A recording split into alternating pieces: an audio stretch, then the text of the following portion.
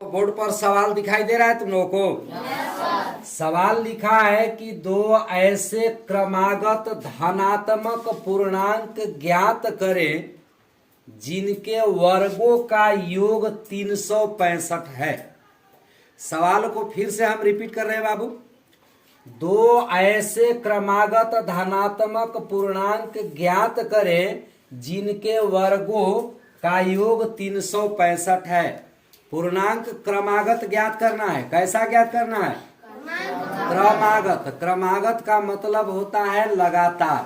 क्रमागत मतलब लगातार। जैसे मान के चलो कि एक पूर्णांक 5 है तो दूसरा उसके ठीक बाद कितना होगा?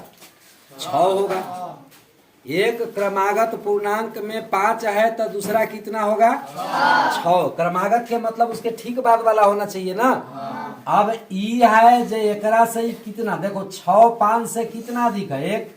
एक जोड़ देंगे तो 6 आ जाएगा ना। छोटी संख्या को x मानेंगे तो बड़ी संख्या ओकरा से 1 अधिक होगा। तो अब इसके लिए हम क्या करेंगे, लिखेंगे कि माना कि, हल कर रहे हैं बाबू, माना कि पहला पूर्णांक क्या है बाबू? x, और दूसरा पूर्णांक कितना हो जाएगा? दूसरा पूर्णांक हो जाएगा x + 1। लगातार है तो एक बढ़ेगा, x + 1। अब प्रश्न कह रहा है, जरा ध्यान दीजिएगा। प्रश्न कह रहा है कि दो ऐसे क्रमागत धनात्मक पूर्णांक ज्ञात करें जिनके वर्गों का योग, x के भी वर्ग कर दीजिए और दूसरा का x + 1 के भी वर्ग कर दीजिए। वर्ग मतलब स्क्वायर। और जोग कह रहा है तो जोड़ दीजिए। जोग कितना है? 365। बात समझ में आ रहा है? पहला भी पूर्णांक का वर्ग किए, दूसरा भी पूर्णांक का वर्ग किए, और इन दोनों के जोड़ने पर कितना करा? 365। अब सवाल को हम आगे क्या करेंगे, बनाएंगे x²।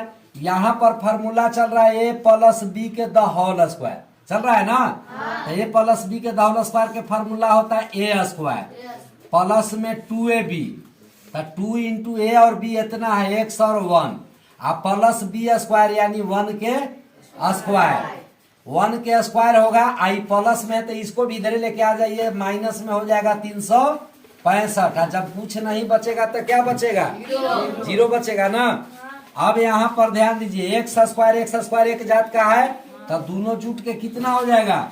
2x² प्लस 2 में x से गुना 2x, और 2x में फिर 1 से गुना तो 2x ही रहेगा, प्लस 1 के स्क्वायर 1 - 365 बराबर में कितना बाबू? 0। अब आगे बढ़ते हैं। यहाँ पर 2x² प्लस 2x, आई 1 में से 365 घटेगा नहीं, उल्टा घटाएंगे तो प्लस और माइनस घटता है, लेकिन जिसकी संख्या उसका चिन्ह। तो संख्या ज्यादा 365 का, इसलिए चिन्ह पड़ेगा माइनस का। माइनस ज्यादा है, 365 में से 1 गया तो 364 बचेगा, बराबर में 0। ठीक है, इतना समझ में आ रहा है आप लोगों को बात?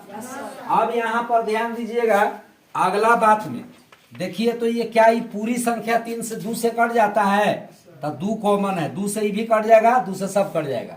तो 2 कॉमन लेंगे तब बचेगा यहाँ क्या? x²। यहाँ बचेगा केवल x, 2 निकल रहा है, माइनस ई कट जाएगा 182 बार में, बराबर 0। 2 से 182 बार में ही कट जाएगा। अब देखिए, ई कोष्ट का मतलब होता है गुना, तो 2 गुना में है तो बराबर के ई साइड में जाएगा तो क्या होगा?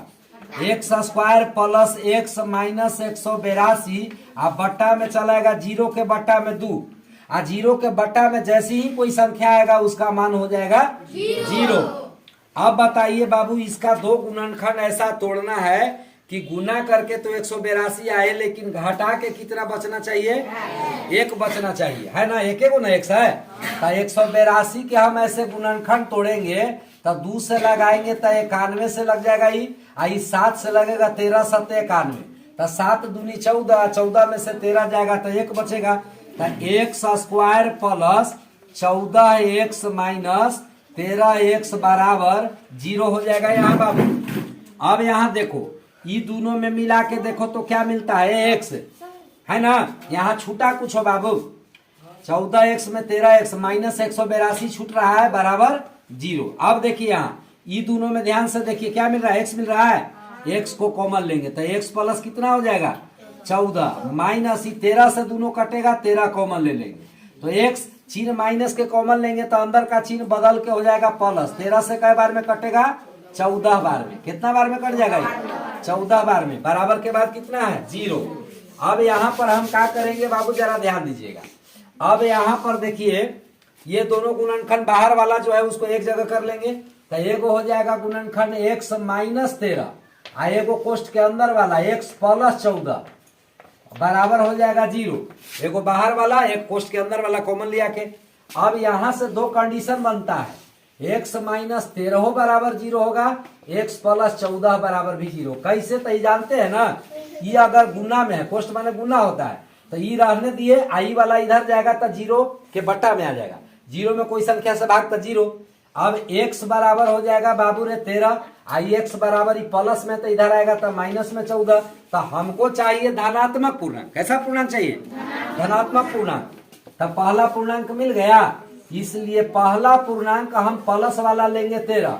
पहला पूर्णांक x जो है वो हम 13 लेंगे क्योंकि प्लस वाला कर रहा है धनात्मक।